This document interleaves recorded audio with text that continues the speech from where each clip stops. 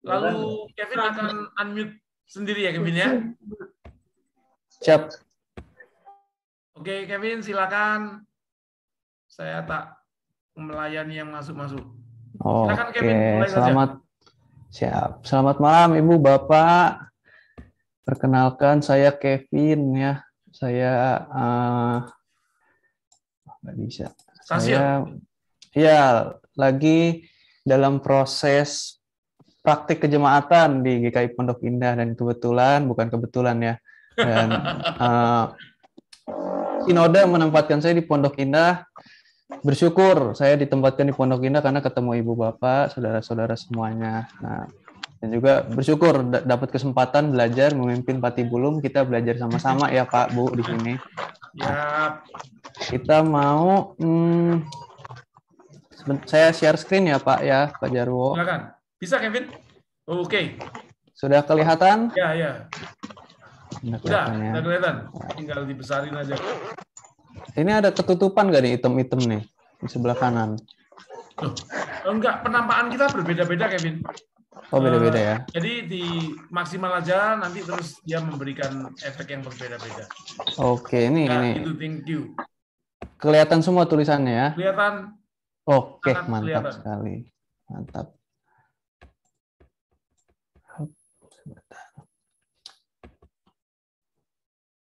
Oke, silakan lanjut. Ya, malam hari ini kita mau ngulik-ngulik Alkitab nih, Ibu Bapak, dari Lukas 19 ayat 28 sampai 34. Lukas 19 ayat 28 sampai 34. Ya, kita bisa buka Alkitab kita, baca di Alkitab kita masing-masing. Saya juga akan membacakan di sini buat Ibu Bapak semua. Saya tampilkan. Ya, begini Lukas 19 ayat 28 sampai 34. Dan setelah mengatakan semuanya itu, Yesus mendahului mereka dan meneruskan perjalanannya ke Yerusalem.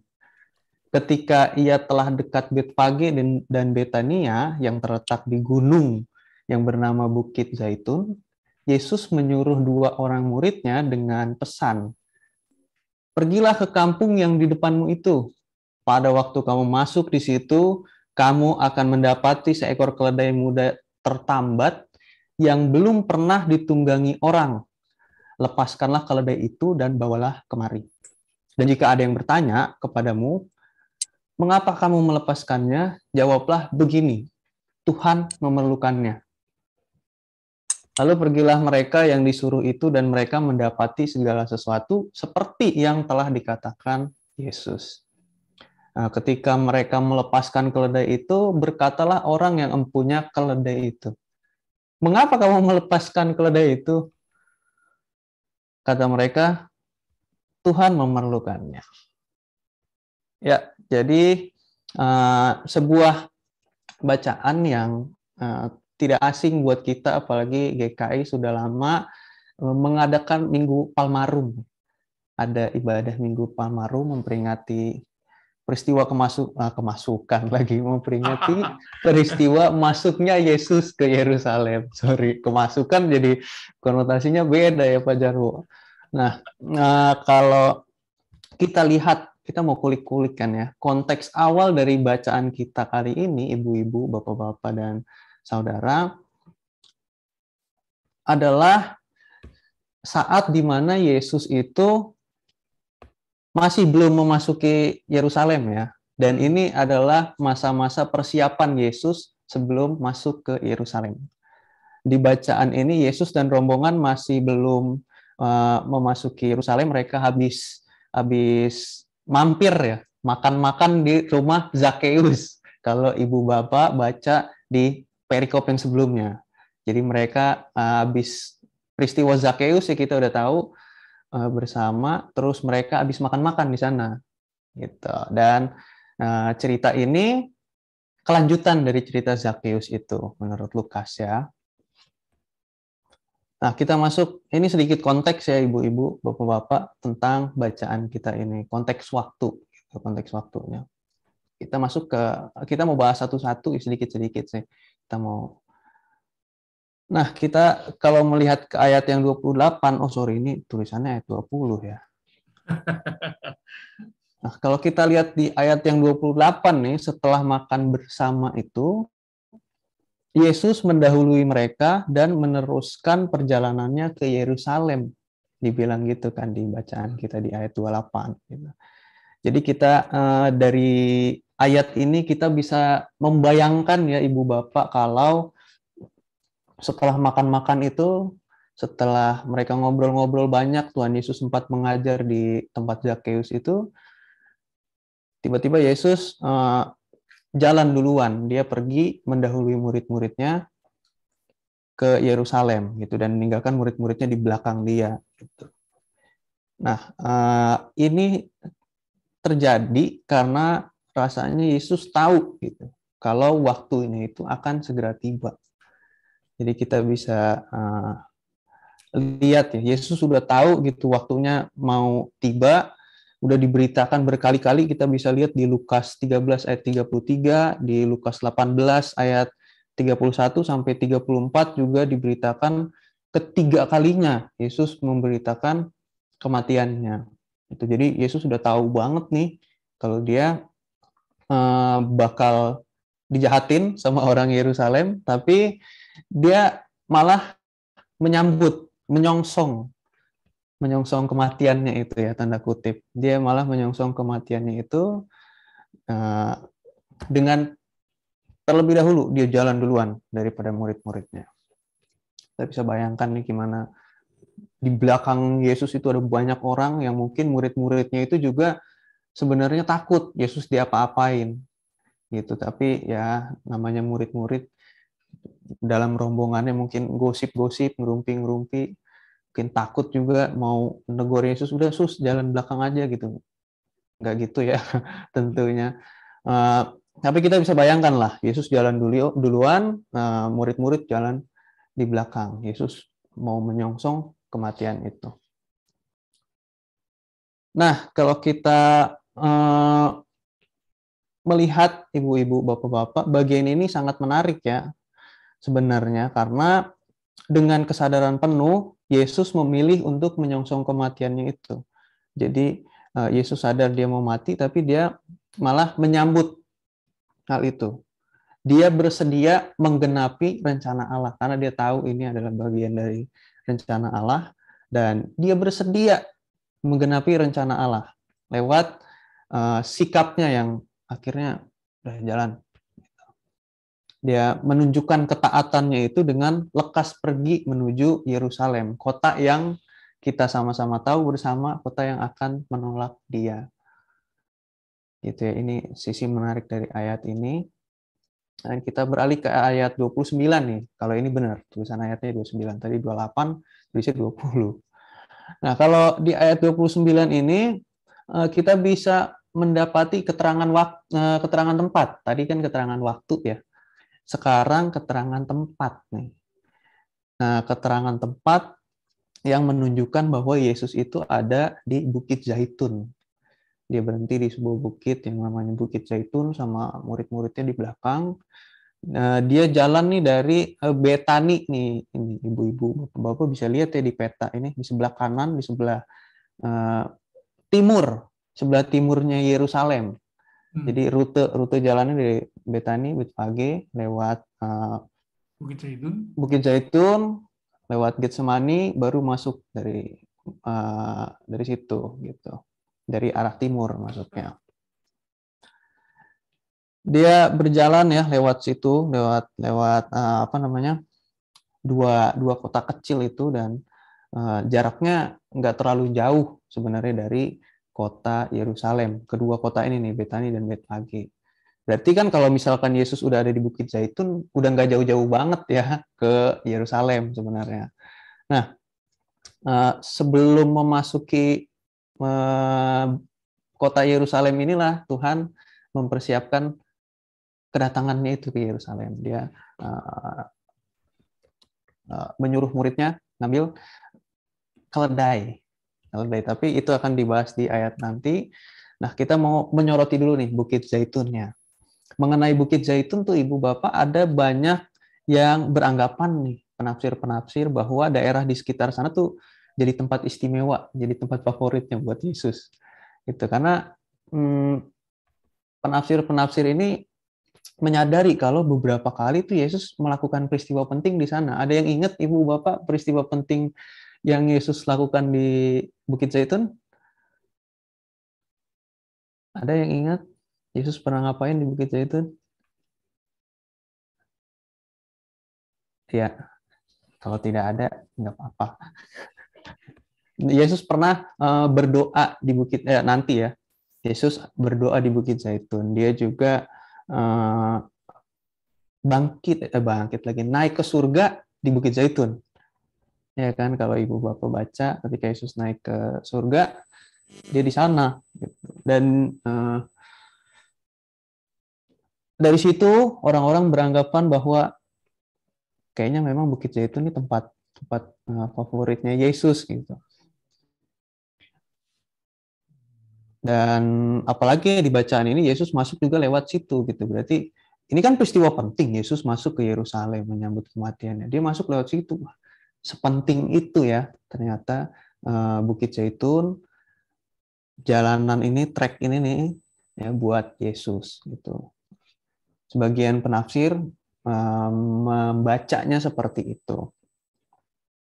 Tapi selain ini dianggap berarti juga buat Yesus, Ibu Bapak, bukit ini juga sebenarnya menyimpan banyak kisah sejak zaman Daud dulu. Jadi ini sekadar informasi, Daud tuh menaiki bukit ini sambil menangis di Perjanjian Lama di 2 Samuel. Jadi jauh sebelum Yesus, Daud udah naik ke situ karena nggak jauh-jauh banget ya dari Yerusalem gitu. Terus kalau Ibu Bapak tahu cerita tentang Salomo yang punya istri banyak, nah dia bikin mesbah buat dewa-dewa yang disembah istrinya di Bukit Zaitun. Kita bisa baca di 1 Raja-Raja 11 ayat 7 sampai 8. Gitu. Dan nubuat Nabi Zakaria juga menyebutkan Bukit Zaitun ini. Di situ dibilang katanya kalau Allah akan menapakkan kakinya di Bukit Zaitun. Di Zakaria 14 ayat 3 sampai 4. Jadi nggak cuma buat Yesus, Bukit Zaitun ini juga punya cerita di zaman Perjanjian Lama gitu. Banyak peristiwa yang terjadi di sana itu sebenarnya masuk akal, Bu, Pak, kalau di logikakan ya. Kenapa orang-orang larinya tuh ke Bukit Zaitun? Yang pertama itu karena letaknya nggak jauh-jauh banget dari Yerusalem. Jadi kalau orang mau menepi, orang mau solitude ya, kalau bahasa Latinnya, mau menyendiri begitu, mengambil saat sendiri, dia bisa lari ke Bukit Zaitun. Ada Getsemani di situ, dan itu nggak jauh-jauh banget, memungkinkan untuk ditempuh jalan kaki gitu. Juga tempat ini jadi penting, jadi dikunjungi banyak orang karena datarannya tinggi. Kita bisa lihat dia agak gini kan ya, agak-agak menonjol gitu, kontur tanahnya. Dan tingginya itu, kalau Ibu Bapak tahu, dia bisa ngelihat Yerusalem dari jauh. Gitu, waktu di atas bukit itu kita bisa lihat Yerusalem dari jauh di atas bukit itu. Dan enak gitu kalau mau mantau Yerusalem dari jauh. Di bukit itu aja kita bisa lihat, wah kelihatan nih Yerusalem begini gitu. Kehadiran Yesus di sana itu bagi sebagian penafsir juga merupakan statement ya, Ibu-ibu bapak-bapak, yang menunjukkan kalau Bukit Zaitun ini dengan segala keburukan di masa lalunya ya Salomo itu sekarang tuh sudah menjadi tempat buat Kristus gitu. Jadi ada penafsir yang ya, sebagian kecil penafsir mengatakan bahwa ini adalah statement kalau yang dulunya buruk itu sekarang udah jadi milik Tuhan, gitu, milik Kristus. Udah jadi diangkatlah, dibaguskan namanya gitu, diperbaiki nama baiknya. Nah, kita beralih ke ayat 30 dan 31 nih. kita bisa ngelihat di ayat ini, murid-murid Yesus disuruh mengambil seekor keledai yang tadi sempat kita singgung, yang sempat saya singgung tadi. Perintahnya itu untuk mengambil seekor keledai. Spesifik banget bahkan ya, keledai muda yang belum pernah ditunggangi orang. Jadi kalau misalkan ketemu keledai tapi udah tua, meskipun belum ditunggangi orang, jangan. Jadi spesifik banget permintaannya Yesus ini. Dan keledai itu hendak dijadikan tunggangan Yesus ketika memasuki Yerusalem. Nah, penjelasan tentang kriterianya keledai ini kan detail banget nih. Tapi nggak dijelaskan lebih lagi tentang apa yang Yesus lakuin waktu mereka nunggu murid-muridnya datang ngambil keledai. Di sini kan nggak dijelasin. Gitu. Yang dijelasin detail cuma keledai, spesifikasi keledainya gimana. Gitu. Tapi apa maksudnya keledai itu diambil nggak dijelasin. Siapa yang disuruh buat mengambil keledai itu nggak dijelasin. Terus punya siapa keledai itu nggak dijelasin gitu. Yang ada hanya dikatakan Tuhan memerlukannya. Waduh, gitu ya. Nah, hal ini membuat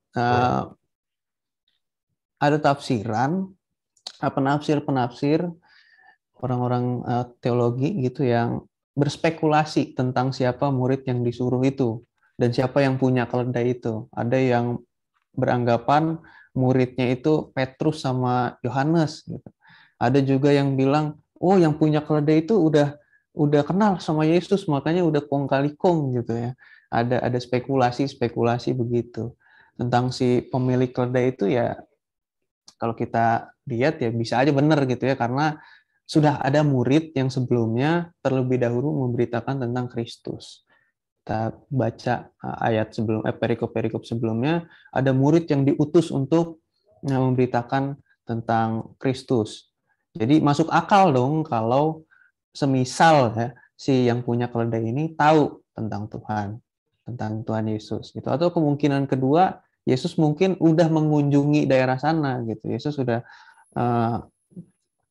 sempat mampir ke sana dan dia dikenal sama orang-orang di sana. Orang-orang di sana udah melihat pekerjaan Yesus. Tapi itu lagi-lagi penjelasan yang tafsiran ya, dan dalam teksnya sendiri ini kita nggak bisa menemukan keterangan lebih lanjut tentang itu. Nah, ketimbang pusing gitu memikirkan hal itu, yang mana yang benar, siapa yang ini, siapa yang itu, saya lebih setuju dengan lagi-lagi sebuah tafsiran yang mengatakan gitu kalau di balik perbedaan kejelasan keterangan yang ada, jadi keterangannya kan beda tuh, quantity dan quality-nya beda, antara kriterianya dan apa yang sebenarnya terjadi kan beda. Nah, yang bisa dilihat dari situ adalah hendak ditunjukkan sebuah pengetahuan dan kendali yang Yesus miliki atas apa yang terbentang di depan. Itu jadi entah siapalah yang punya keledai itu, entah siapa yang mengambil keledai itu, yang penting adalah yang mau ditunjukkan adalah bahwa Tuhan Yesus itu memiliki kendali atas apa yang ada di depan, apa yang mungkin belum kelihatan gitu. Kalau kita baca bahasa Yunani-nya ini sedikit aja, saya membahas bahasa Yunani-nya Tuhan itu kan kurios. Jadi waktu di ayat ini, sebentar. Nah, di ayat 34 ini dibilang Tuhan memerlukannya. Ini dipakai kata kurios. Tuhan ya, kurios. Tuan, bisa juga Tuhan, bisa juga Tuhan. Sementara di ayat 33 ini, berkatalah orang yang empunya kan tuannya si keledainya itu, mengapa kamu melepas? Itu dipakai kata kurioi. Jadi ada perbedaan kata dan itu menunjukkan bahwa Allah itu, Yesus itu melampaui tuan-tuan yang lain. Sama-sama tuan tapi kuriosnya Yesus ini melampaui tuan-tuan yang ada di dunia. Karena perbedaan kata sifatnya juga, yang satu jamak, yang satu tunggal gitu. Kurios itu tunggal, kurioi itu jamak. Jadi untuk menunjukkan itu kalau Tuhan itu, Yesus itu melampaui tuan-tuan yang lain. Nah, kita beralih ke ayat 32 dan 34 yang menjadi sebuah penggenapan, atau ya ternyata benar gitu omongan Yesus. Ternyata Yesus punya pengetahuan dan kendali yang dia punya kepada orang lain gitu. Dia berkuasa terhadap apa yang akan terjadi, dan ternyata benar. Dibuktikan oleh ayat 32 dan sampai 34. Murid-murid juga akhirnya melakukan apa yang Yesus minta gitu, sebagaimana detail yang Yesus minta. Nah, sementara itu mungkin muncul ya Ibu Bapak pertanyaan, kenapa keledai dan yang belum pernah ditunggangi gitu. Mungkin menjadi pertanyaan buat kita, tapi sekadar informasi juga yang mungkin menambah refleksi kita adalah bahwa keledai itu binatang yang seringkali disalahpahami nih Ibu Bapak, sebagai binatang yang bodoh dan lemah. Padahal keledai di daerah timur dan keledai di daerah barat itu beda. Di daerah timur itu keledainya ya kayak kuda, cuman memang dia lebih lambat jalannya. Dia bisa menanggung beban yang berat, dan dia bisa berjalan meskipun santai tapi jaraknya jauh gitu. Sementara yang bodoh-bodoh itu keledai daerah barat, yang aneh-aneh itu keledai daerah di barat gitu. Nah, keledai merupakan hewan yang lemah lembut tapi tangguh sebenarnya dalam melakukan perjalanan panjang. Dia bisa melewati jalan tanjakan lebih baik dari kuda, katanya. Nah, keledai ini bukan melambangkan kehinaan atau kerendahan karena kebodohannya. Karena hewan ini juga dipakai raja-raja sebenarnya untuk berkendara ketika raja ini hendak menunjukkan sebuah sikap perdamaian. Jadi keledai menjadi hewan yang melambangkan perdamaian dan kelembutan. Sekaligus ya mewakili kebersediaan, menyimbolkan kebersediaan mengemban tugas yang berat. Karena bagi Calvin, waktu itu Calvin, ya seingat saya Calvin itu menafsirkan keledai sebagai hewan yang menunjukkan kerendahan gitu ya, kehinaan. Nah, rasanya enggak juga. Keledai itu justru dipakai raja kok untuk menggambarkan perdamaian.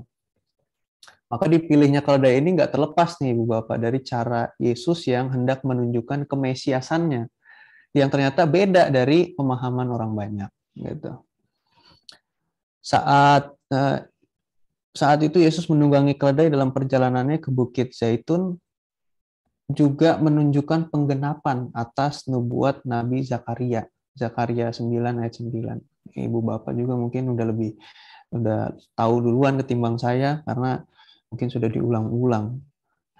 Tapi kita bisa lihat kalau Yesus menggenapi nubuat Zakaria. Tapi mungkin terkait hal ini akan dibahas lebih dalam pertemuan selanjutnya ya, karena dalam bacaan kita ini belum sampai sana. Ini di ayat-ayat setelahnya. Gitu. Yang jelas lagi-lagi kita bisa melihat adanya penggenapan yang Yesus lakukan. Nah, kayaknya panjang juga saya ngomong nih. Sorry ya. Tapi poin penting ya dari bacaan ini yang bisa kita lihat bersama adalah dua poin ini, Ibu Bapak. Yesus punya kuasa untuk melihat dan kendali atas apa yang akan terjadi, ya. Dan poin yang kedua adalah di tengah segala kekuasaannya, kemampuannya itu, Yesus penuh ketaatan, bersedia menggenapi rencana Allah atas hidupnya. Dia mau menggenapi rencana itu lewat langkahnya yang mendahului murid-murid. Dia menggenapi rencana itu lewat dipilihnya sebuah keledai Dan ia bahkan menggenapi perkataannya sendiri waktu akhirnya benar-benar ada tuh yang namanya keledai muda, tertambat, dan belum pernah ditumpangi orang. Dan dia menggenapi buat Nabi Zakaria di ayat selanjutnya ketika Yesus berjalan dengan keledai dan mendapatkan sorak-sorai yang meriah dari orang-orang di Yerusalem waktu itu. Nah, dari sini kita mau sedikit belajar ya tentang yang namanya ketaatan. Mungkin tema lama gitu, tapi saya rasa ini tetap penting untuk kita refleksikan bersama, dan ini jadi poin refleksi penting justru dari bacaan kita kali ini. Masuk ke Yerusalem itu adalah sebuah wujud ketaatan ya Ibu Bapak dalam menggenapi rencana Allah yang ada dalam diri Yesus. Maka bagaimanakah kita? Sudahkah kita punya hati yang juga bersedia menggenapi rencana Allah? Karena kita mungkin berhadapan dengan situasi yang bikin kita itu enggan untuk menggenapi rencana Allah. Dengan dalam relasi dengan sesama kita mungkin bertemu dengan orang yang kayaknya kita nggak demen deh. Dengan orang yang mungkin kita nggak suka dan nggak menyenangkan buat kita, sehingga kita jadi enggan untuk bersikap baik, gitu, menunjukkan kasih Tuhan kepada mereka, kita jadi enggan. Atau dalam pekerjaan kita mungkin dikelilingi orang-orang yang bodoh amat sama kejujuran, sehingga kita jadi berpikir juga kayaknya nggak usah jujur deh, nggak usah ya, kita bisa juga lah kong kali kong sama mereka gitu. Dan itu membuat kita nggak meneladani Kristus, nggak menggenapi kehendak Allah dalam kehidupan kita untuk jujur. Atau dalam keluarga kita mungkin dihadapkan dengan konflik gitu yang membuat kita enggan untuk berdamai satu sama lain, mengerti dan memahami serta mencari jalan keluar yang terbaik bersama. Jadi kita kini diingatkan juga untuk menghadapi Yerusalem kita, gitu. Sama seperti Yesus yang tetap menghadapi Yerusalemnya dalam kepatuhan untuk memenuhi kehendak Allah. Yesus tahu Yerusalem adalah tempat yang akan menolaknya. Yesus tahu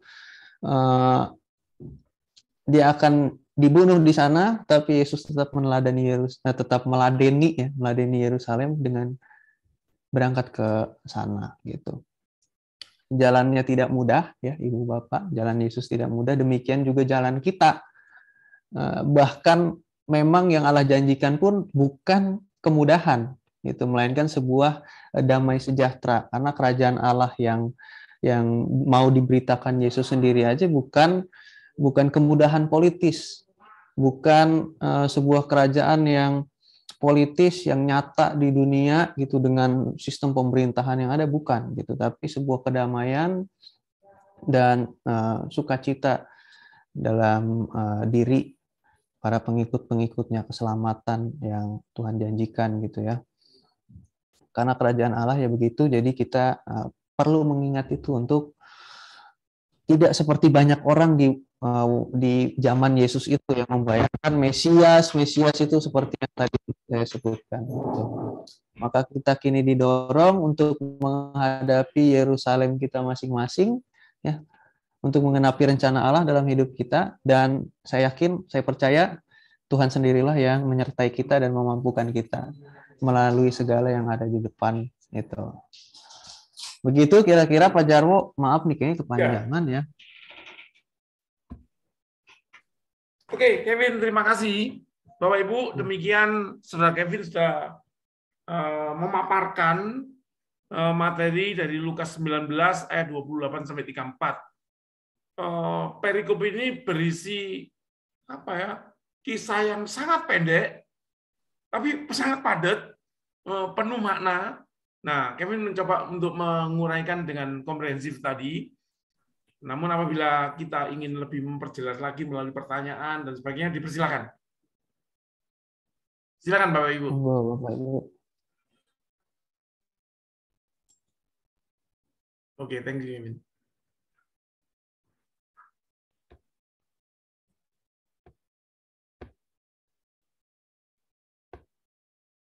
Oke.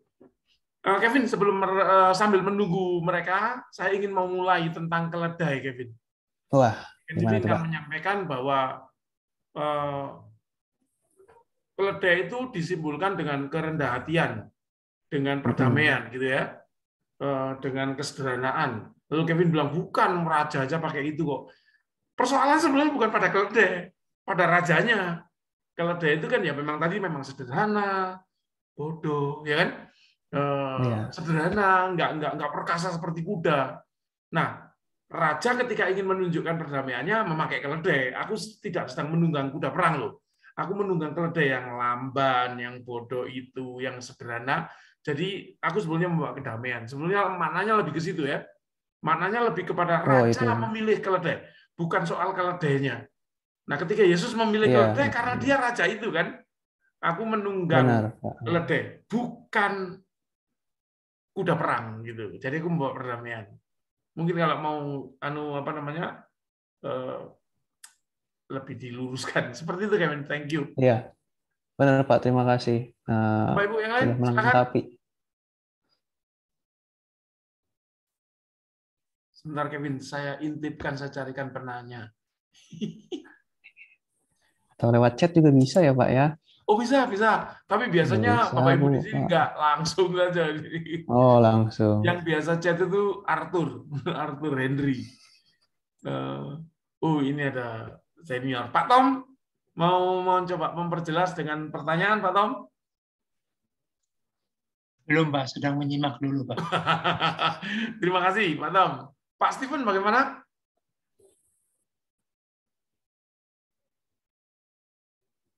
Di-unmute dulu, Pak Steven. Iya, iya. Saya masih Silakan, Pak Steven. bertanya-tanya. Saya masih bertanya-tanya mau nanya apa. sedang membandingkan apa dalam kehidupan kita dulu atau apa gitu. Nanti belakangan deh ya. Coba yang lain Ya, dulu ya. boleh, Pak. Baik, Pak Steven. Terima kasih. Siapa ya? Pak Monang, senyum-senyum dan menyala. Silakan, Pak Monang. Iya, Mas Kevin tadi kan sempat saya kalau ini kan memang dari sekolah minggu lah ya, kita sudah sangat mengetahui dengan bagaimana tahapan Yesus saat masuk ke Yerusalem. Cuma tadi sih memang yang masih menjadi misteri bagi saya adalah bagaimana Tuhan Yesus itu sampai mempersiapkan keledai. Keledai, menurut pemikiran saya sebelumnya itu ya namanya kuasa Tuhan lah ya, yang telah men-set up dari awal hingga pada akhirnya kan, dan ini merupakan satu nubuat atau merupakan jalan perjalanan Tuhan. Cuma tadi Mas Kevin agak sedikit membuyarkan tentang satu pendapat saya yang mengatakan apakah mungkin juga Tuhan Yesus itu pernah ke situ gitu loh, pernah ke situ dan sudah disiapkan atau dikarenakan karena pernah ke situ gitu loh, seperti itu. Jadi saya ingin berharap ada satu pencerahan itu, apakah memang merupakan satu pendapat saya yang dari dulu sudah ada bahwa ini merupakan satu jalan yang sudah dipersiapkan Tuhan menjadi satu nubuat yang harus digenapi, atau memang karena Tuhan Yesus karena Yesus pernah ke situ sebelumnya sehingga ini menjadi satu persiapan yang sebelumnya terjadi. Kira-kira seperti itu, Mas Kevin. Makasih. Terima kasih, Pak Monang. Kevin, jelas ya? Oke, jelas Pak, jelas. Silakan. Jelas. Menurut para itu yang saya tadi sampaikan tuh menurut beberapa tafsiran yang saya baca sih Pak. Jadi memang ada karena memang tidak dijelaskan gitu di dalam teks tentang bagaimana atau kenapa, bahkan itu nggak dijelaskan kan. Tapi ya yang kita bisa lihat bersama kalau ini bukan kalau menurut saya ya Pak ya, kalau menurut saya ini bukan soal bagaimananya, gitu. Tapi menunjukkan kalau ya sebegitu apa tadi Pak Munang bahasanya tuh kayak ya sebegitu ajaibnya ya, apa tuh Pak tadi Pak bahasanya? So, ya sebegitunya lah bisa bikin kayak begitu kan Memenuhi Tuhan nubuat. gitu. Gitu. Tapi kalau misalkan mau dilogikakan ya mungkin bisa jadi karena ada utusan-utusan Tuhan yang sudah mampir ke rumah sana dan dia tahu gitu. Dan si orang yang punya rumah ini, si punya keledai ini tahu kalau Tuhan akan lewat. Makanya waktu dipinjem keledainya ya sok aja gitu. Kalau mau dilogikakan begitu. Monggo Pak. Namanya dari sebuah pandangan yang nggak berbeda sebetulnya. Saya pernah mendapat keterangan, memang ini tafsir gitu, dari sebuah konteks yang saya tidak setujui. Saya tidak suka dengan konteks yang dibicarakan orang itu, tapi salah satunya menyangkut keledai ini. Sekali lagi seperti yang Kevin katakan, ini tidak dalam teks, ini tafsir. Konteksnya yang coba dibangun waktu itu oleh orang itu adalah bahwa kalau kita diperintahkan Tuhan, diminta Tuhan untuk melayaninya, Tuhan itu sudah menyiapkan segala sesuatu. Itu baik. Tapi ketika konteksnya dipaksakan ke sini, saya tidak setuju. Tetapi kalau memang nggak dipaksakan bahwa hanya itu ya, bahwa ini dipakai sebagai contoh, saya oke-oke aja. Saya pikir nggak sekali ini Yesus menyuruh murid-muridnya lalu terjadi. Iya. Saya juga punya keyakinan bahwa Yesus pernah ke sana. Yesus pernah ngomong sama orang itu, nanti kalau murid-murid itu datang, passwordnya ini gitu. Karena ini tidak sekali kan. Pada waktu diminta mencari kata luma yang untuk perjamuan malam, kan begitu juga. Pergilah ke kota, nanti kau akan menemukan wanita dari sumur membawa buyung, kok ikuti dia. Yesus sudah tahu kebiasaannya gitu. Lalu begitu diikuti, langsung dia tahu Tuhan membutuhkan tempat perjamuan itu, langsung ditunjukkan itu gitu. Saya yakini juga Yesus pernah ke sana. Yesus ngomong sama orang itu. Yesus tahu orang itu punya keledai. Sehingga nanti kalau aku memerlukan, aku akan menyuruh murid, dan passwordnya adalah Tuhan memerlukannya. Tuhan memerlukannya. Pada waktu dia memberikan nggak begitu saja loh. Dia nanya kan, kenapa kalau iya betul. Tuhan ada passwordnya.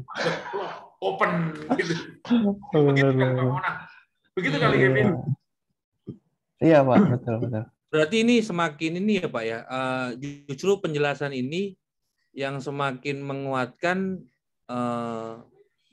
kalau bicara dengan bahasa Mas Kevin tadi secara logikanya, yang Allah menjadi manusia ya seperti inilah gitu. Maksudnya ada suatu keilahannya dan juga ada yang mengenai manusianya, bahwa memang dia benar-benar menjadi manusia namun dia adalah tetap menjadi Allah, kan seperti itu. Nah, Pak Monang menghubungkannya dengan apa?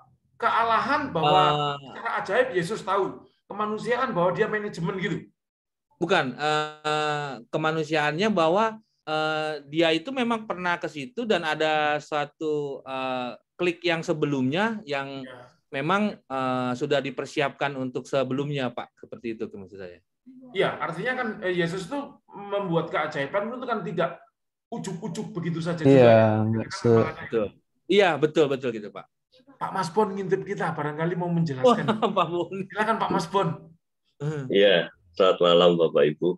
Jadi kalau Bapak Ibu mau membuka banyak tafsir, keledai ini menjadi sangat menarik, gitu ya. Hanya soal keledai, karena menurut catatan saya itu keempat Injil mencatat tentang keledai.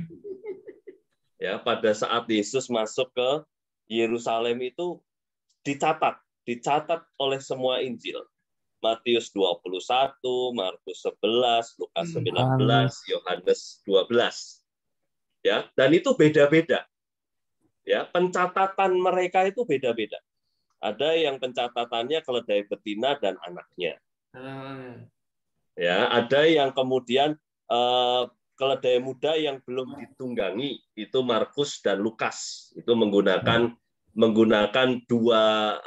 menggunakan terminologi ini. Belum ditunggangi itu maksudnya apa? Bisa jadi anaknya, gitu ya. Bisa jadi anaknya. Tapi juga Yohanes 12 ayat 14 disebutkan tentang keledai muda saja. Nggak pakai yang belum ditunggangi.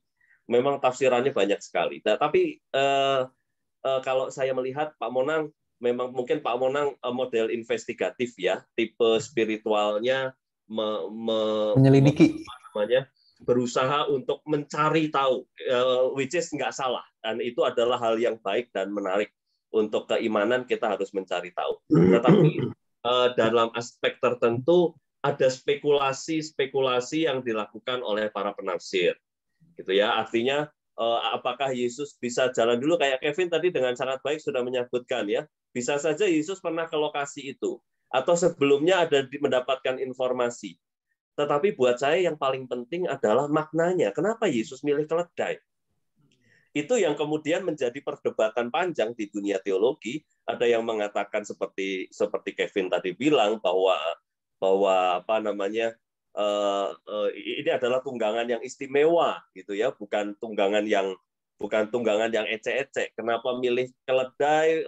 Yang lain mengatakan keledai adalah binatang bodoh. Namun di satu sisi yang ada yang tafsiran yang juga disebutkan, ini saya bukan nambah bingung, tetapi apa yang saya maknai dan saya sukai tentang keledai ini adalah keledai ini adalah simbol dari bangsa Israel.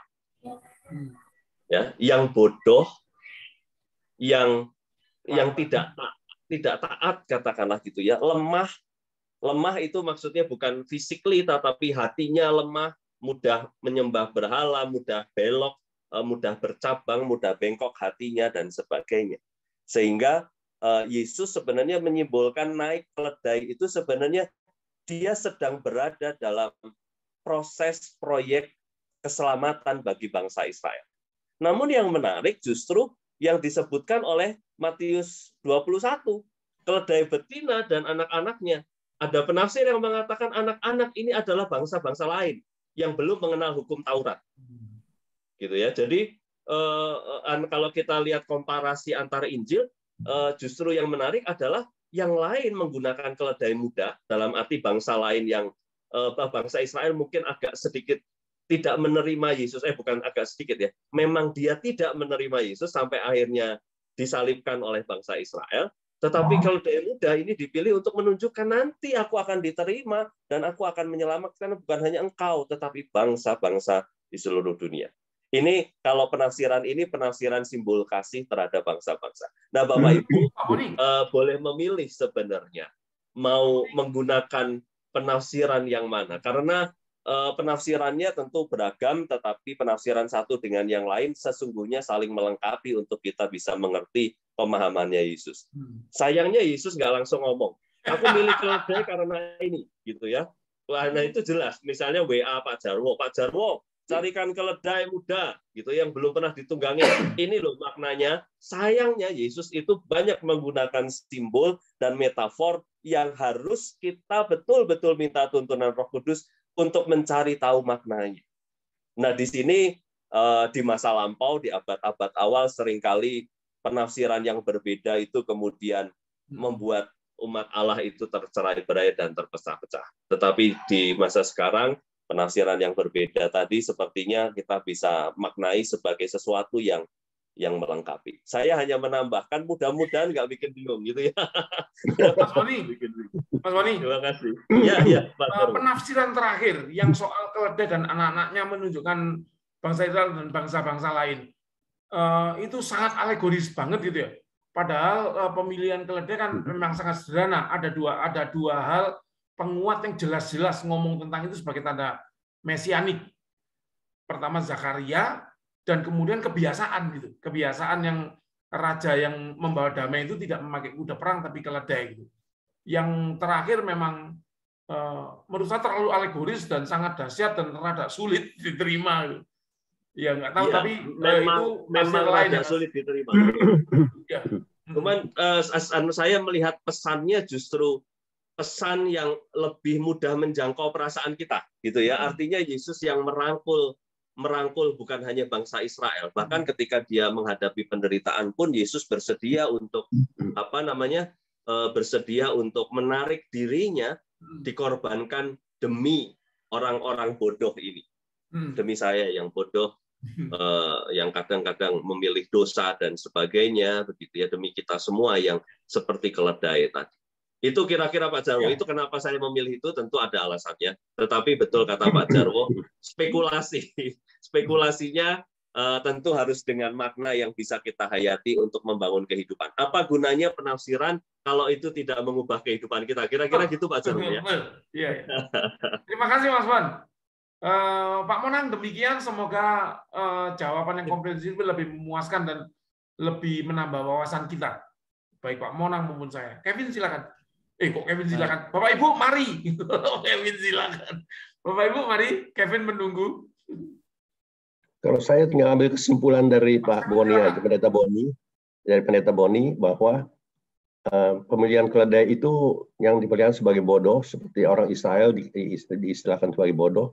Dan kata yang terakhir juga, manusia seperti kita juga bodoh, suka memilih dosa.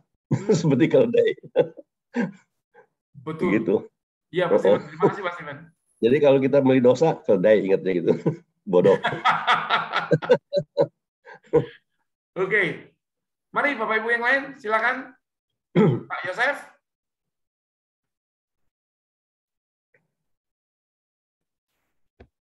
Pak Jarwo, ada penafsiran lain yang seringkali membuat saya sebagai pendeta harus berpikir. Ini kan menarik ya. Ya, monggo Mas. Keledai itu kan alat. Ya, keledai itu kan alat ya Pak Jarwo dan teman-teman.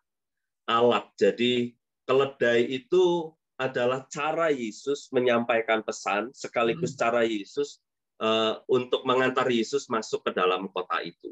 Ya.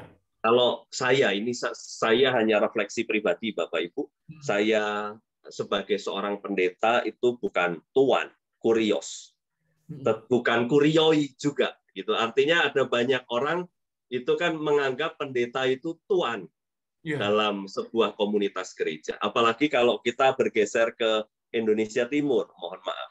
Ada banyak sekali yang masih menggunakan istilah domine. Domine itu artinya juga tuan, gitu ya. Artinya tuan.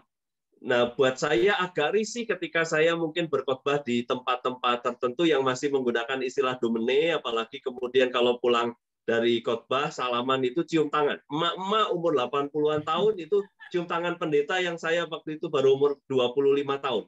Itu rasanya risih sekali. Ya, artinya buat dia mungkin saya wakil Tuhan. Tetapi saya ingin menempatkan diri, keledainya nggak boleh sombong, gitu ya. Keledai ya tetap keledai, keledai ya tetap tunggangan, gitu ya. Keledai hanya alat, gitu. Misalnya saya mempersonifikasikan diri saya sebagai keledai tadi, saya hanya alat yang dipakai Tuhan. Maka saya harus menjalankan tugas saya dengan sebaik mungkin, ya, mengerjakan, membuat nyaman tuan yang sedang menunggangi saya, kira-kira tadi, atau tuan yang memiliki saya. Kalau tadi Kevin kan menggunakan kurios untuk menyebut Tuhan, kurioi untuk menyebut tuan-tuan yang T-nya kecil tadi. Saya cuma keledai biasa, gitu ya. Dan saya bersyukur saya bisa dipakai Tuhan. Artinya ini juga mengingatkan kita semua kalau mengambil bagian dalam pelayanan, ingat bahwa kita itu keledai. Kadang keledainya yang pecicilan, kadang keledainya yang sok-sokan, kadang keledainya yang merasa lebih hebat dari Yesus yang menungganginya. Itu malah keliru-liru, gitu ya. Itu malah jadi momok. Ini penafsiran lain soal keledai yang masuk ke Yerusalem. Ya, ini kira-kira Pak Jarwo. Terima kasih. Terima kasih Pak Masbon. Arthur, sorry saya telat melihat chatnya, padahal sudah ada dari tadi. Kevin, ini ada pertanyaan dari Arthur Henry. Izin bertanya katanya. Tadi sepertinya sudah dibahas mengenai kata Tuhan dalam kalimat Tuhan memerlukannya. Itu menggunakan kata Kyrios. Apakah kata Kyrios ini setara dengan Adonai? atau bahkan Yahweh, YHWH itu ya. Jika iya, dalam konteks masyarakat Yahudi saat itu, berarti Yesus sudah pernah menyatakan dirinya sebagai Tuhan saat ia masih di dunia. Konteks kedua, sering diperdebatkan kalau Yesus tidak pernah menyatakan dirinya sebagai Tuhan dalam Alkitab. Coba saudara-saudara tunjukkan, di mana Yesus pernah mengatakan, aku Tuhan dan sembahlah aku. Wah, pertanyaan legendaris. Kristen. Monggo, Kevin, silakan. Ya, Pak Arthur, Kyrios itu Tuhan, bisa jadi Tuhan juga, ya. Tuhan dan Tuhan yang setara itu dengan seingat saya sih ya, sama Adonai, karena Adonai juga Tuhan. Kalau YHWH kan nama pribadi Allahnya. Kalau Elohim itu kan gelar sebutan panggilan umumnya Allah gitu, Elohim. Tapi kalau YHWH secara spesifik ya Allah Israel, sementara kalau Adonai ya Tuhan atau Tuhan gitu. Yeah. Mungkin bisa sih Pak dibilang kalau ini tuh,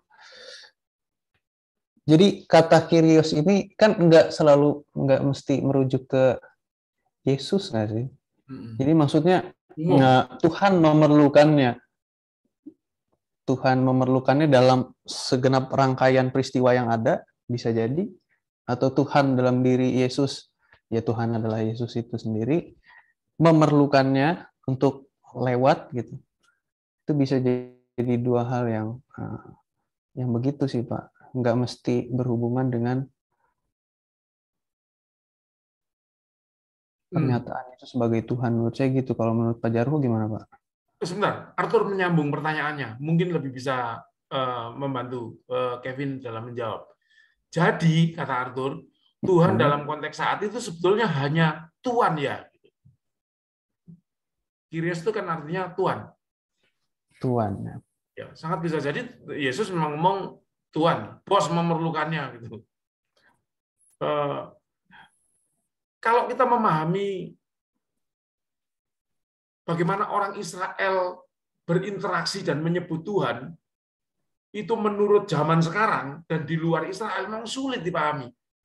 Orang Israel itu nggak akan berani kan menyebut baik Elohim, baik Adonai, itu kan kata ganti semua supaya tidak harus menyebutkan Yahweh gitu kan. Nah, Yesus sebagai orang yang menyatakan dirinya Tuhan juga nggak akan ngomong Yahweh kok. Seperti anak Allah, Agola, dan sebagainya gitu kan. Jadi kita nggak bisa sesederhana tantangannya si Ahmad Didat sama siapa namanya Zakir Naik. Buktikan di mana Yesus ngomong Tuhan. Nah, seperti itu. Jadi pertanyaannya sebenarnya juga nggak mengarah ke sana, tapi nggak tahu lah.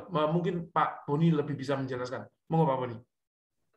Iya, saya selaras dengan Pak Jarwo saja bahwa kayak saya manggil Pak Jarwo itu kan nggak ngomong, Jarwo, gitu kan nggak. Tapi saya nyebutnya, Pak mau kemana? Bukan. Jarwo mau kemana? Bukan. Itu nggak sopan. Sama halnya seperti sebutan Yahweh, untuk Bapak Ibu yang sudah tahu, saya hanya mengulang untuk yang lain yang mungkin perlu penjelasan. Yaitu Yahweh itu nggak boleh disebut kayak saya, itu nggak boleh. Itu kualak saya nyebut Yahweh gitu ya. Zamannya orang Israel itu nggak boleh nyebut. Kalau saksi Yehova menggunakan kata Yahweh, itu dalam tradisi awalnya itu nggak boleh. Kalau ketemu kata itu harus diubah jadi Adonai. Jadi meskipun tulisannya di situ Yahweh, kita harus bacanya Adonai, gitu ya. Kira-kira begitu ya. Tuhan semesta alam. Kalau Yehova itu turunkan langsung, Yehova itu dari Yahweh itu ya Mas Boni? Iya, dari Yahweh. Dari Yahweh. Lalu kemudian ketika kita mengamati apa yang disebutkan Pak Jarwo tadi, menarik bahwa orang-orang Israel pada zaman itu sudah berinteraksi banyak dengan orang-orang Romawi yang berbahasa Yunani. Jadi orang-orang yang masih menggunakan tradisi lama itu biasanya menyebut Tuhan itu dengan Adonai. Tetapi ketika kita mengetahui ada infiltrasi kebudayaan Yunani, sangat mungkin pada saat itu Tuhan yang dimaksud bisa mengarah pada Tuhan utusan Allah tadi, Allah sendiri, gitu ya. Yesus menyebut dirinya sendiri, tentu itu sebagai salah satu proklamasi bahwa the Lord, gitu kalau bahasa Inggrisnya, Kurios itu adalah Tuhan. Aku adalah, dalam arti tertentu itu proklamasi Tuhan, ditafsirkan demikian juga bisa. Tetapi bagi orang yang mendengarnya, bagi pemilik keledai tadi, itu bisa saja dia menangkapnya adalah bosku mau butuh nih, gitu ya. Ya artinya ya wes nanti urusannya belakangan lah, bos sama bos, gitu ya. Yang satu bos pemilik keledai, yang satu bos yang membutuhkan, nanti urusan pembayaran dan segala macam, transfer atau kredit tanpa cicilan, gitu ya, kredit tanpa cicilan, kredit tanpa bunga, gitu ya, kredit tanpa bunga dan sebagainya.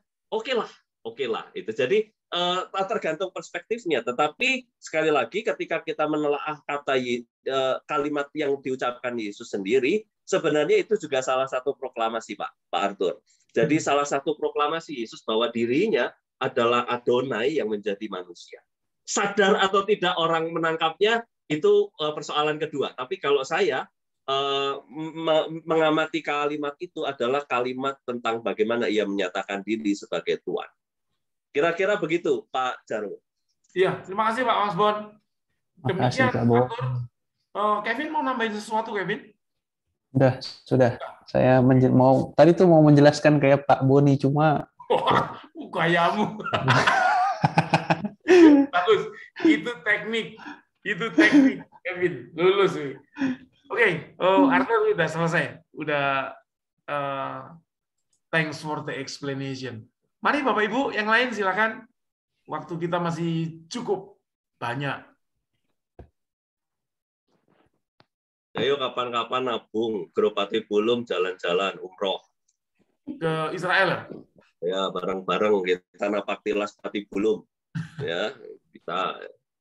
Sepertinya Nadine yang cantik mau tanya, silakan. Ngajar, Bo. Ya. Buat Kak Kevin sama Kak Boni.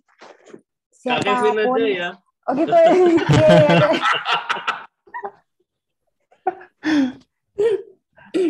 Langsung hilang lagi. Boleh tanya, Kak. Kan kita ngomong waktu Yesus masuk Yerusalem kan ya? Belum. Baru mau. Oh, baru mau. Iya. Masih ngambil keluar. Aku boleh nanyanya agak fast forward gak? Yang dia... Coba ditanya dulu aja, nanti kalau bisa saya jawab, saya jawab. Kalau nggak bisa, saya serahkan kepada yang bisa. Daripada so tahu ya. Silakan Nadine. Oke. Jadi kan penonton lagi. Jadi kan pembaca. Salah ya. Jadi kan Tuhan Yesus kan waktu naik di atas keledainya itu kan dia kan disambut sama orang banyak kan. Di luar Yerusalem masuk ke kota. Nah, terus nggak beda 1-2 hari perjamuan kudus sama Getsemane, dia kan ditangkap, lalu banyak orang juga yang mau dia dimatikan. Pertanyaannya, karena saat itu populasi Yerusalem itu juga nggak seluas sebesar kota-kota sekarang, crowd-nya itu bukan penonton ya, orang kerumunan itu sebenarnya orangnya sama nggak sih kira-kira? Sama tidak ya? Gimana Pak Jarwo? Gini, sorry, pada waktu itu sedang Paskah di Yerusalem. Pemerintah Romawi pernah menghitung berapa populasi orang di Yerusalem kira-kira saat itu. Ya. Kan ada aturan nih, kalau domba Paskah itu 1 domba bisa untuk 8 orang. Orang Romawi pernah menghitung jumlah domba Paskah yang dipersembahkan pada waktu itu kira-kira 256.000. Jadi kalau kali 8, crowd di Yerusalem ada 2 juta orang. Dan Paskah itu kan semua orang ngumpul ya Pak Jarwo ke Yerusalem. Dari semua. Lagian Paskah itu menjadi wajib di Yerusalem bagi orang-orang di radius Di 20 sekitar. km dari Yerusalem. Itu Betul. harus. Orang Galilea sebetulnya enggak. Tapi orang Galilea itu karena ya memang Kerabat jauh. emosional Yang- itu mereka pergi. Banyak. Jadi ada kira-kira 2 juta menurut satu satu komentar gitu ya. Kalau orangnya Oke. sama, ya sulit. Jangan-jangan itu dari Kampung Hasan Gang 2 gitu kan. Kelewatan.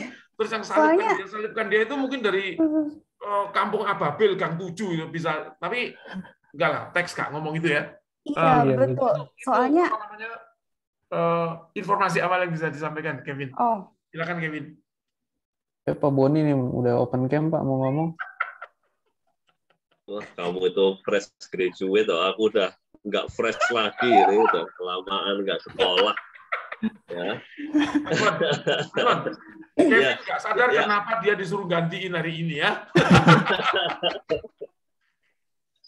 Ya, jadi Kak Nadine, yang disampaikan Pak Jarwo, saya juga pernah membacanya. Ya, ada yang mengatakan ya range-nya sekitar 2 juta sampai 3 juta orang, gitu ya. Pada saat itu Paskah sekaligus saya jelasin. Kenapa Paskah itu selalu beda tanggalnya sama Natal? Karena Paskah menggunakan perhitungan bulan. Jadi kayak teman-teman Muslim ngitung waktu mulai Lebaran sama mau puasa gitu ya. Jadi menghitung Paskahnya Yahudi itu menggunakan kalender bulan. Lalu kemudian kalau Natal menggunakan kalender matahari. Jadi Natal itu lebih tepat, lebih pas waktunya tanggalnya 25 Desember. Kalau Paskah itu ada range-nya gitu ya. Range-nya itu tergantung solar equinox itu kalau perhitungan bulan gitu ya. Nah, nanti bisa dilihat di Bapak Ibu bisa browsing di GKI Pondok Indah. Kemarin ada sedikit penjelasan tentang itu di remaja saya yang menyampaikannya. Nah, pada saat itu Paskah bukan hanya orang Yahudi, Israel yang datang ke Yerusalem. Tetapi ada satu lagi Pak Jarwo, proselit. Kaum proselit. Orang kaum proselit itu apa? Iya, orang-orang asing yang sudah hijrah. Jadi mu'ail. Mu'ail itu mu'alafnya Israel, gitu ya. Jadi mu'ail, gitu ya. Lalu kemudian mereka juga harus banyak dari mereka yang terpanggil untuk datang.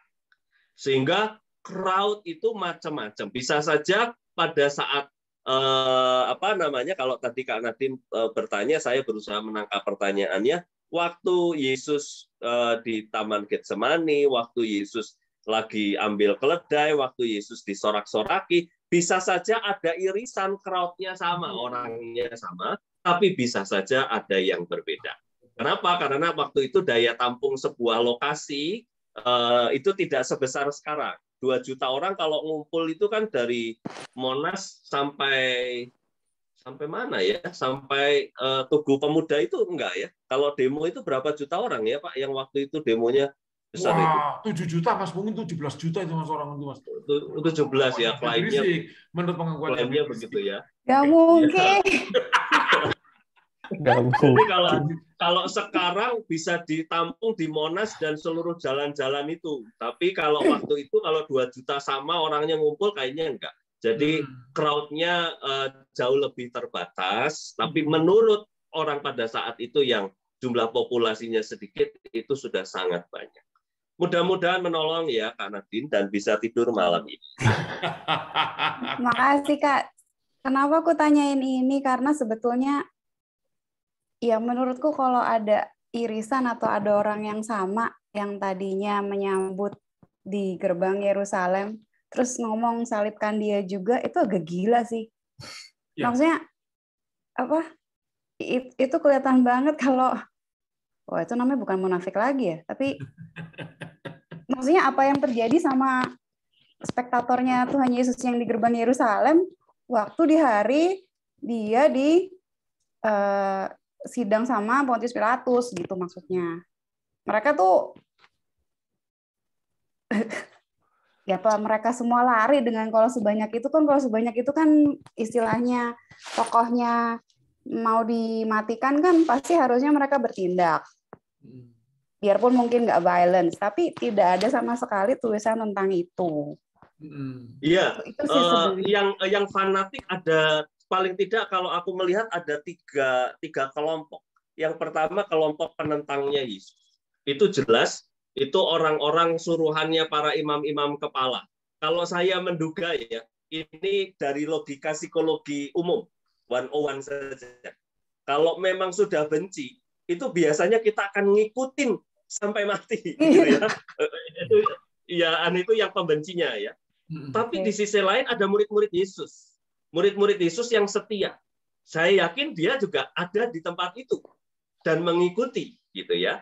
Lalu kemudian ada yang modelnya kaum Zelot yang sedang menanti-nanti nih kapan mulai revolusi. Yesus bergerak ini revolusi.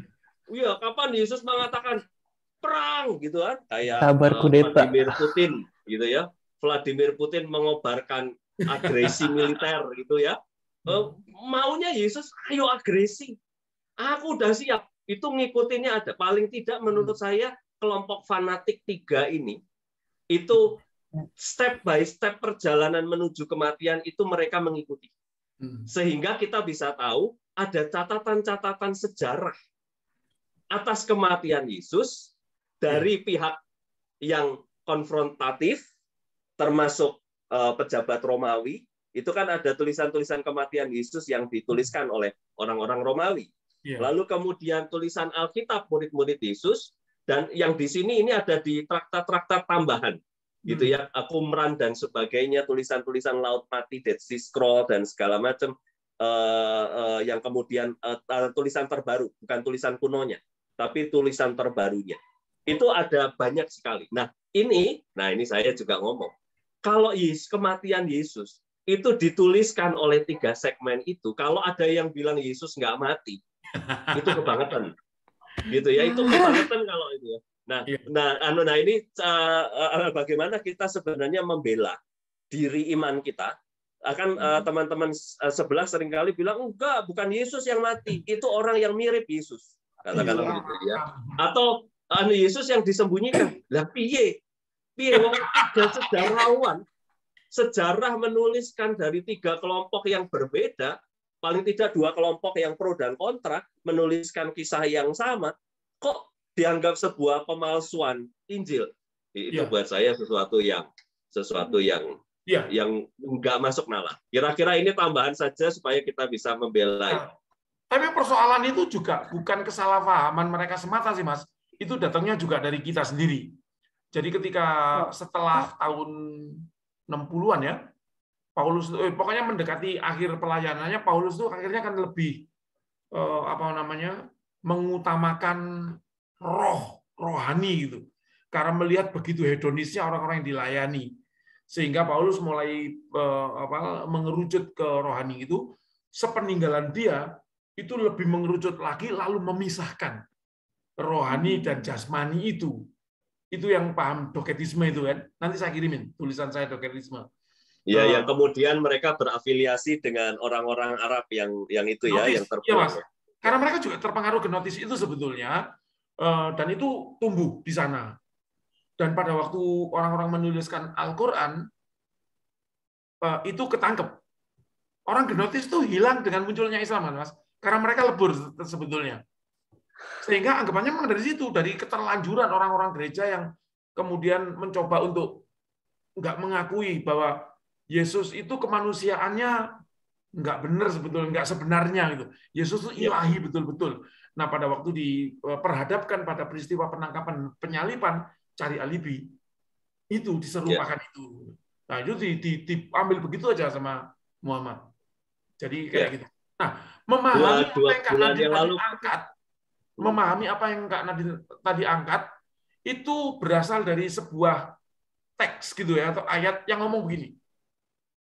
Engkau baru saja mengakui aku sebagai raja, menyubio gitu ya, tapi tiba-tiba dalam beberapa saat kemudian kau bilang salibkan aku gitu ya.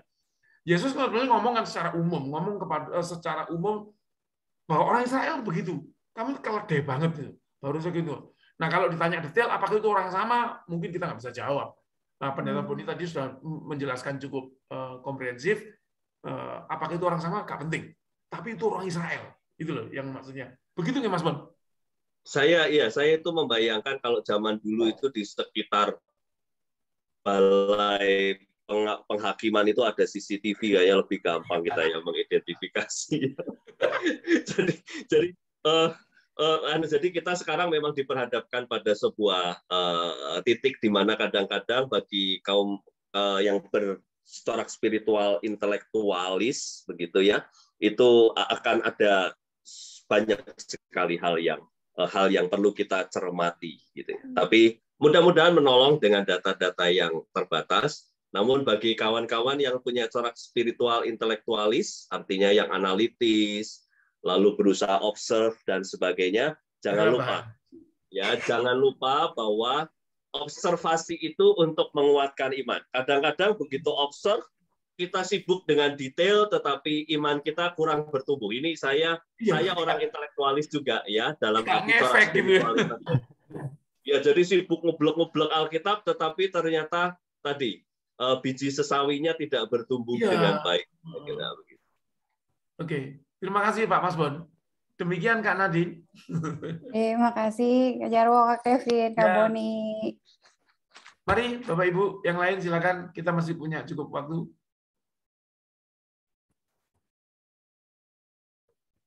Kak Ferry mau disuruh tanya baru masuk tadi.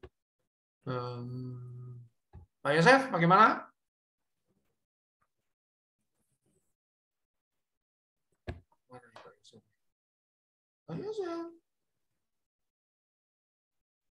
Pak Yosef Huta Barat. Bung Rehan, ada yang ingin ditanyakan, Bung Rehan?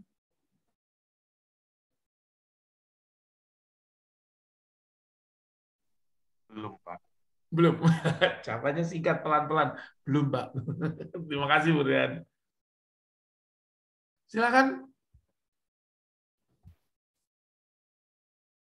Kevin, Patibulu memang dari jam 7 dan jam 9 jatahnya. Tapi kalau nggak ada yang bertanya, kita bisa berakhir sekarang, Kevin. Oke. Tenang aja. Nggak ada Ini lagi rekor yang mau tercepat tanya. ya, Pak Jarwo. Kenapa, Mas Wan? Ini rekor tercepat berarti ya. Oh iya. Berarti penjelasannya Kak Kevin udah mantep banget ya, jadi nggak ada yang nanya, nggak ada yang bingung. Pak Steven aja mau nanya, bingung apa yang ditanyain. Pak Tom loh, selevel Pak Tom sampai bingung, nanyain apa, udah jelas katanya. Mari. Apabila berkenan. Pak Yosef, mau nanya nggak Pak Yosef? Pak Jarwo. Maaf, tadi saya ke kamar mandi. Terus ini saya agak terlambat, Pak Jarwo. Itu dari ayat berapa ya? 19 ayat 19, Pak. 19 sampai 34. Iya, betul. Oh, ya itu udah cukup jelas buat saya. Jadi belum ada pertanyaan. Oke, terima kasih. Saya kira sampai 44. Kalau sampai 44 saya ada pertanyaan, tapi ya udah nanti minggu depan aja. Belum. Tadi Kak Nadine juga stop. Belum sampai masuk Yerusalem gitu. Terima kasih, Pak. Silakan. Iya, terima kasih Pak Jarwo, Kevin. Ini pertanyaan, sebenarnya Yesus tuh ke Yerusalem tuh sudah berapa kali ya? Yang saya tahu cuman waktu dia umur 12 tahun, gitu, waktu dia hilang. Tapi setelah itu saya nggak tahu ya, karena memang kurang baca juga sih kali. Tapi cerita yang perjalanan terakhir ini jadi istimewa gitu. Karena memang sudah mau mengakhiri, sudah waktunya gitu. Tapi pertanyaannya sebenarnya sudah berapa kali dia ke Yerusalem? Karena kan dia biasanya bermainnya di Galilea, Kapernaum sana kan. Di utara cukup jauh juga gitu. Satu-satunya saya ingat waktu dia 12 tahun itu. Terima kasih. Terima kasih Pak Tom. Kevin silakan. Berapa kali Yesus ke Yerusalem itu? Ya benar, yang pertama itu waktu dia main ke Bait Allah waktu kecil. Itu umur berapa tuh? Berapa belas tahun nih? 12 tahun. Terus setelah itu memang dia banyak main di utara, Pak, anak utara. Jadi di daerah-daerah, sebentar saya kasih lihat. Anak Pantura dia. Cuma di sana nggak ada Pantura ya, jadi dia aman tuh, nggak hitam, nggak gosong ya. Emang lu tahu Yesus nggak hitam, Kevin? Oh iya ya.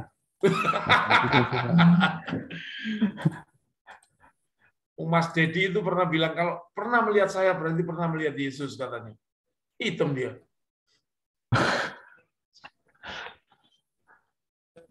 Nah,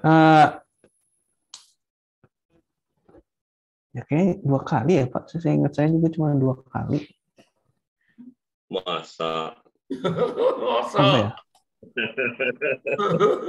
Ya. Saya bantu. Dia pernah main ke barat sih waktu di Tis. Ada tahun yang hilang dalam catatan Yesus di Alkitab. Maksudnya ada tahun-tahun yang tidak dicatat dalam Alkitab, yaitu ketika Yesus sekitar berumur 13 tahun sampai 30 tahun. Tapi Yesus adalah berasal dari keluarga besar orang Yahudi. Kalau pertanyaannya berapa kali, ada kemungkinan setiap tahun Paskah Yesus ke Yerusalem. Paskahan. Minimal kemungkinan pertama adalah sejumlah umurnya Yesus dari 12 ke 33. 33 itu ya. Ya, ke 33. Kan catatan kemudian pelayanan Yesus dimulai umur 30 sampai 33 kan? Itu kalau menurut para ahli gitu ya. Ya, jadi kalau Pak Tom, minimalnya Pak Tom, kalau Yesus itu dari keluarga Yahudi yang taat, Yesus ke Yerusalem berapa kali? Minimal, jawaban minimalnya adalah tadi 33 kurangi 12 berapa ya? Aku kok matematikanya kan. 21 Mas Mon. 21 ya, 21 kali lah minimal ke sana dalam perayaan Paskah. Itu cuma yang tercatat 2 kali, Pak ya. Di Alkitab. Karena yang dicatat kan 12 plus masa pelayanan Yesus terakhir ya, Kevin. Betul. Ya, siapa tahu ini keluar nanti di ujian pendetamu, Kevin. Tapi banyak orang mengatakan di Alkitab diceritakan Yesus setidaknya di usia pelayanannya 2 kali ke Yerusalem. Karena berdasarkan Yohanes. Padahal menurut saya Yohanes itu urutannya bukan kronologis. Kan Yesus membersihkan bait Allah di awal pelayanannya kalau di Yohanes. Lalu dia pergi ke Samaria, pergi ke mana namanya? Nazaret. Terus dia mendengar Yohanes Pembaptis meninggal itu kan. Makanya Yesus dibilang sama orang-orang siapa Antipas memburumu gitu. Terus dia dibilang waktu dia di Perea itu kan, oh tidak ada nabi yang dibunuh kalau tidak di Yerusalem gitu. Menurut saya sih mungkin ya Pak Tom, kalau yang di kisah Alkitab ini di luar yang disampaikan oleh Pendeta Boni tahun-tahun yang hilang tadi itu, di Alkitab diceritakan 2 kali aja. 12 itu dan pada menuju Yerusalem. Dan mungkin di tahun-tahun yang hilang itu memang ada Yesus ke sana setiap kali gitu ya. Ya itu ada Yesus dari Yerusalem terus balik ke Galilea, balik Yerusalem lagi menurut cerita Alkitab enggak itu, menurut Injil enggak begitu. Karena Yohanes itu bukan kronologis. Itu berhubungan dengan ayat 31 tadi yang pertanyaannya Pak Arthur. Ini Tuhan atau apa kurios atau apapun juga begitu loh. Maksud saya kan yang menimbulkan pertanyaan bagi kita, begitu bilang Tuhan memerlukannya, dia kok setuju-setuju aja. Kan belum tentu sama Tuhannya dia dengan Tuhannya murid-muridnya itu gitu loh. Apakah mungkin karena sudah cukup sering misalnya. Jadi kan ini tafsiran juga apakah itu Tuhan apa Tuhan. Kalau itu kemungkinan Tuhan, mungkin dia udah kenal juga, oh Tuhan toh gitu. Jadi ya udah kasih aja gitu. Mungkin begitu juga ya. Makanya ada pertanyaan berapa kali sih dia sudah sampai orang Yerusalem kenal gitu. Tadi saya katakan kalau menurut catatan Alkitab yang kita baca ya Pak Tom, tapi apa yang disampaikan Pak Boni tadi, saya sangat yakini nilai kebenarannya gitu. Coba Betania itu di dekat Yerusalem loh. Yesus dikatakan bersahabat baik dengan keluarga Sakeus, Maria dan Marta itu. Masa iya sih Yesus dari Galilea hanya ke Betania lalu balik lagi ke Galilea? Nggak mungkin lah. Dia pasti orientasinya Yerusalem, gitu kan? Kejadian yang Sakeus meninggal, kejadian yang Maria dikatakan mengurapi Yesus, kejadian yang Yesus bertamu terus Marta melayani, itu kan di saat-saat yang berbeda. Dan itu terjadi sebelum perjalanan Yesus ke Yerusalem kan, kecuali yang Maria mengurapi itu 6 hari sebelum Paskah, dibilang begitu. Berarti bahkan dalam kurun waktu yang diceritakan Alkitab, Yesus mungkin berkali-kali ke Yerusalem. Saya yakin seperti itu. Hanya karena tidak ada hal yang istimewa saja nggak dicatat. Mungkin begitu ya Pak Bon? Iya.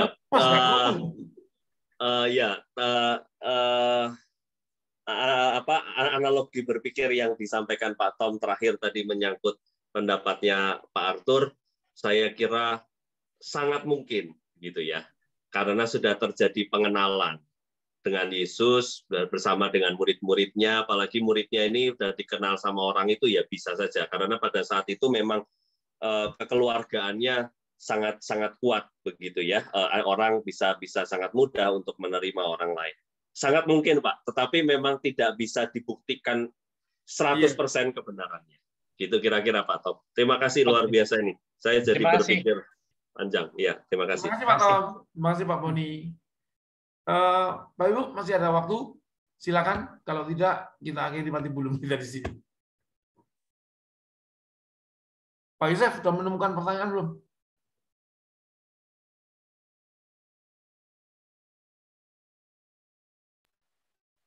Belum Pak Jarwo. Oke. Gitu. Karena saya sudah mengerti semua yang saya dengarkan. Diimbui Mas Boni banyak sekali kita hari ini. Kayaknya Kevin bisa ditugaskan lagi Pak Jarwo, karena ini diatur Mas Bon. Lebih mudah mengerti ya.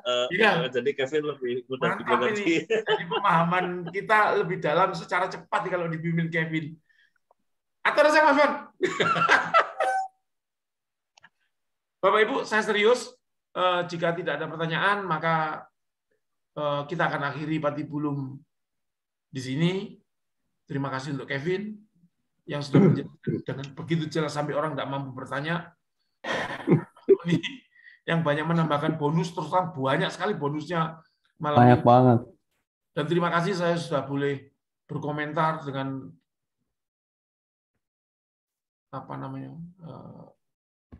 keterbatasan kemampuan tapi berani ngomong gitu.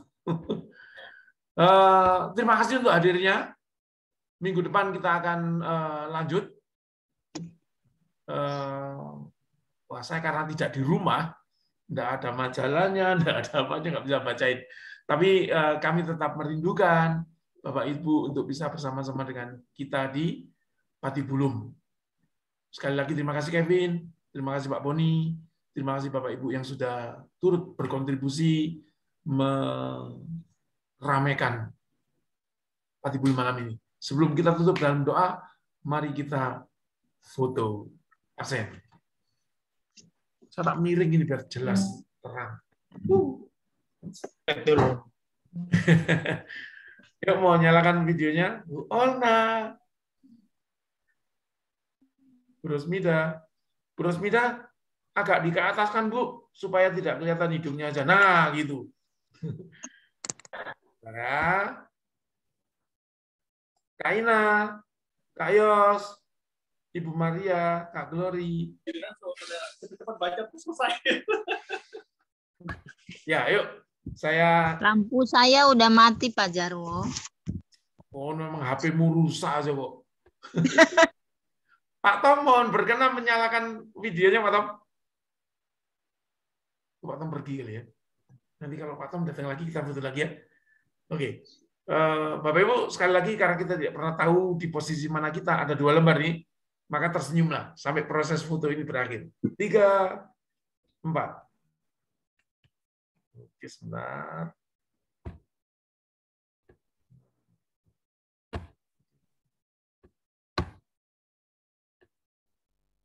Ya. Halaman kedua. Nah, itu ada Pak Tom sudah. Halaman kedua. Malam Bu Linda.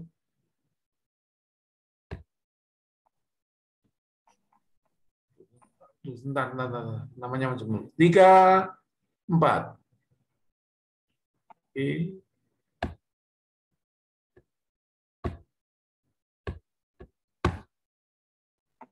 Oke. Terima kasih Bapak Ibu. Proses foto kita sudah selesai. Enggak berasa, Pak. Ini saya di Malang. Jadi saya tidak akan bisa berdoa bareng dengan istri saya. Oleh karena itu, mohon perkenan Bapak Ibu untuk saya minta istri saya yang berdoa menutup pati bulung ini. Bu Linda, silakan. Mari Bapak Ibu kita berdoa. Kami bersyukur Tuhan apabila kami terus diizinkan Tuhan untuk belajar tentang Engkau Tuhan. Kami betul-betul memohon kepada Tuhan, berikan kami hati yang terus mau bertumbuh. Tidak hanya sekedar sampai di pengetahuan saja, tetapi kami menghidupi segala pengajaran Tuhan. Apapun bentuknya Tuhan, baik melalui ilustrasi maupun segala yang Tuhan telah nyatakan. Terima kasih Tuhan, berkati keluarga kami semua, dan izinkan kami untuk menceritakan kasih Tuhan di dalam hidup yang Tuhan berikan bagi kami. Terima kasih untuk Saudara Kevin yang mau berbagi bagi kami, Pendeta Boni, dan kami semua yang hadir malam ini. Di dalam nama Tuhan kami Yesus Kristus, kami berdoa dan mengucap syukur. Amin. Amin. Terima kasih Bu Linda. Amin. Sekali lagi, Kevin, terima kasih. Terima kasih, Pak Jarwo. Terima kasih. Terima kasih. Sampai ketemu depan. Kevin, terima kasih Pak Jarwo. Semuanya. Terima kasih, Kevin. Terima kasih. Pak Jarwo.